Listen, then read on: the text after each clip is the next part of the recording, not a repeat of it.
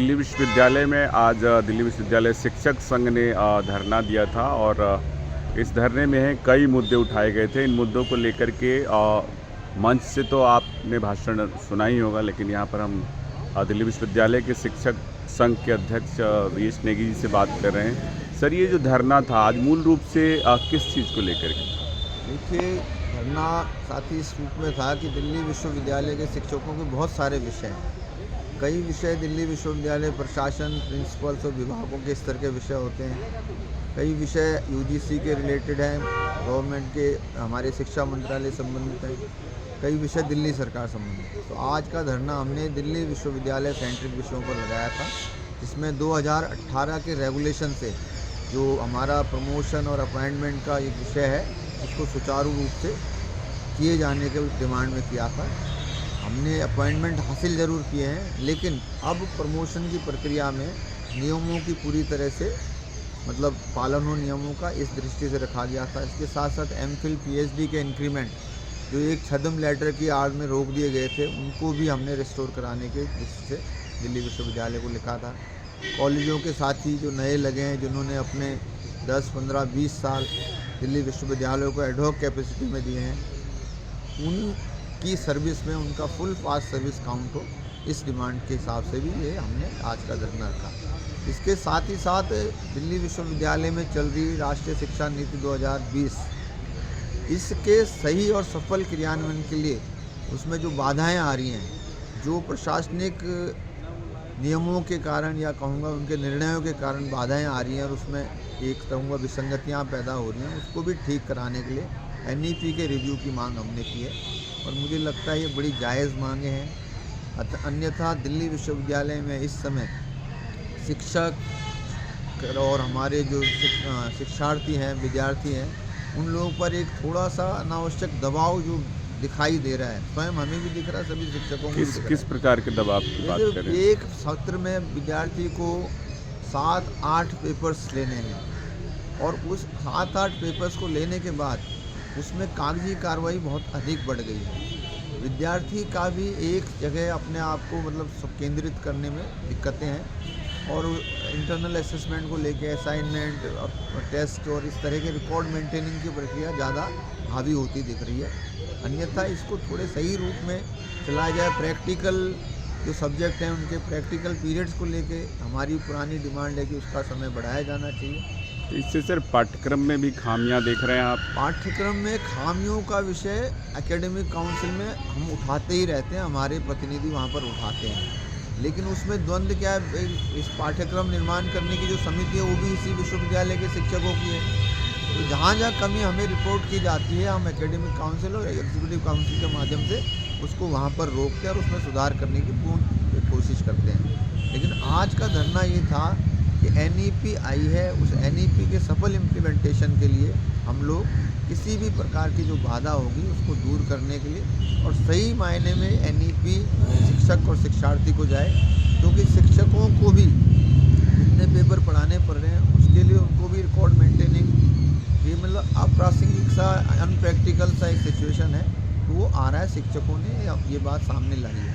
तो मुझे लगता है कि ये समस्याएं हैं जिसके कारण से 2.5 और 3 महीने के सत्र के भीतर तो आज के मेमोरेंडम में आपने ये बात, ये सब विषय हमने विश्वविद्यालय प्रशासन को लिख कर दिए हैं, कुलपति जी को लिखित में दिया है, डीन को हमने लिखित में दिया है और हम इसको अभी अधूरा छोड़ेंगे नहीं, हम इस पर आगे बढ़ेंगे।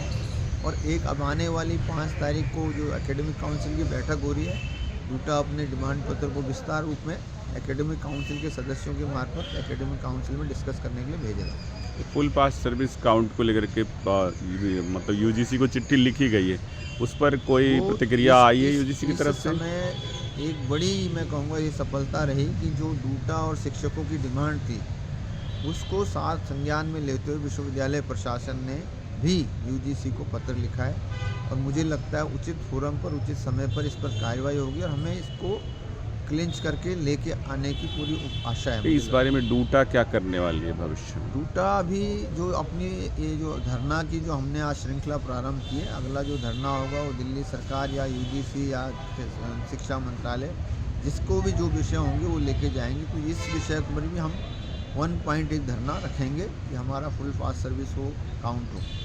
12 कॉलेजेस में इंटरव्यू नहीं हो रहे, गवर्निंग 12 बॉडी नहीं। कॉलेजों के विषय में आज ही डीन ने कहा कि जल्दी ही गवर्निंग बॉडीज गठित की जाएंगी, और मुझे लगता है अब ज़्यादा समय नहीं है, 15 दिन 5 सर 10 क्या दिन। दिक्कतें आ रही, गवर्निंग बॉडी नहीं बन पा रही? वो पहले तो रहती- सरकारें अलग थी, सरकार प्रशासन अलग थी। देखो, उसका बहुत इफेक्ट नहीं था। पिछली सरकार में अंत में 1.5 साल तक तो विश्वविद्यालय ने अपनी शक्ति का प्रदर्शन किया, उनकी गवर्निंग बॉडी को एक तरह से कहूँगा कि एक असहाय बनाया हुआ था, और काम हमने उसी आधार पर कराए। केवल जो 12 कॉलेज थे दिल्ली गवर्नमेंट फंडेड, वहाँ दिक्कत थी, तो वहाँ दिल्ली विश्वविद्यालय हस्तक्षेप प्रभावी रूप से नहीं कर पाया। मुझे लगता है वो समस्याएं ख़त्म होने वाली। बहुत सारे कॉलेजेस में शिक्षकों के प्रमोशन हुए, लेकिन प्रमोशन डेट वेरी कर गया, क्योंकि उन्हें रिफ्रेशर कोर्स या जो उनका OCRC ये एक शब्द जो- बड़ी प्रैक्टिकल समस्या थी, और जिसमें हमने टूटा के प्रभाव से विश्वविद्यालय के सहयोग से 31 दिसंबर 2023 फिर 24 तक OCRC का डेट बढ़ाया।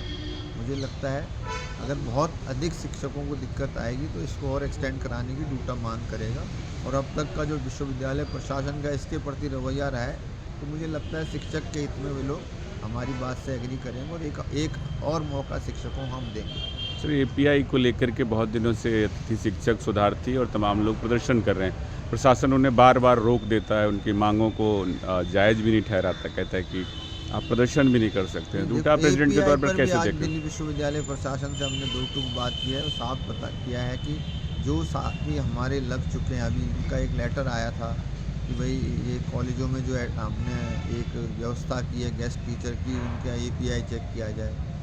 तो API चेक करने की प्रक्रिया in between of the session करना एक, मैं कहूँगा वो अतार्किक है।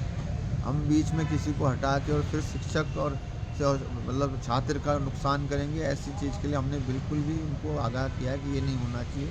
और मुझे लगता है कि NEP का पहला चौथा वर्ष है, इसमें हम लोग बहुत टाइट हैं इंफ्रास्ट्रक्चर के हिसाब से, रिसोर्सेज के हिसाब से, क्लासरूम और साथ ही साथ हमारे टीचर्स के भी हिसाब से। तो मुझे लगता है इस बीच में चौथे वर्ष तक पूरा होने तक किसी भी प्रकार की कोताही इसमें नहीं बरतनी चाहिए। अगर ऐसा कुछ होता है तो मैंने स्वयं बताया कि NEP को फेल करने का एक प्रयास माना जाएगा। तो सर API जो है वो मसला है, क्योंकि नए विद्यार्थियों के बहुत नंबर आते हैं, पुराने विद्यार्थियों के कम नंबर आते थे। इसी विश्वविद्यालय में 80% शायद ही हिंदी में आते रहे हों, या 65%। हमारे समय में भी 60% भी आना बहुत दूभर कार्य था। तो सर आज ये स्थिति हो गई है, तो वो लोग जो बहुत अनुभवी भी हैं वो भी बाहर रह जा रहे हैं। वो पिछली EC की मीटिंग में और AC की मीटिंग में डूटा ने लिखित में दिया था कि इसको जस्टिफाई करना चाहिए, इसको रीस्टैंडाइज किया जाना चाहिए। जो 50, 60, 55 ये पॉइंट्स का जो मसला है, ये अभी तक जब हमारे समय में इतने लंबे समय का बैकलॉग हम भर रहे हैं, तो कम से कम पुराने जो शिक्षक साथी वो हैं, पुराने जो एप्लीकेंट्स हैं, उनके साथ जस्टिस इसी कारण हो पाएगा जब हम इस प्रक्रिया से बाहर निकलेंगे। भविष्य में सर क्या योजनाएं हैं डूटा की? डूटा 1 by 1 करके एक एक विषय लेता हुआ उसकी सफलता को सिद्ध करता हुआ आगे बढ़ेगा। इसीलिए हमने यूनिवर्सिटी सेंट्रिक धरने की सीरीज, फिर UGC सेंट्रिक, फिर दिल्ली सरकार सेंट्रिक, शिक्षा मंत्रालय सेंट्रिक धरने अलग अलग उठाएंगे, ताकि कुछ तो विषय हम उसमें से जीत कर शिक्षक को न्याय दिला सकें।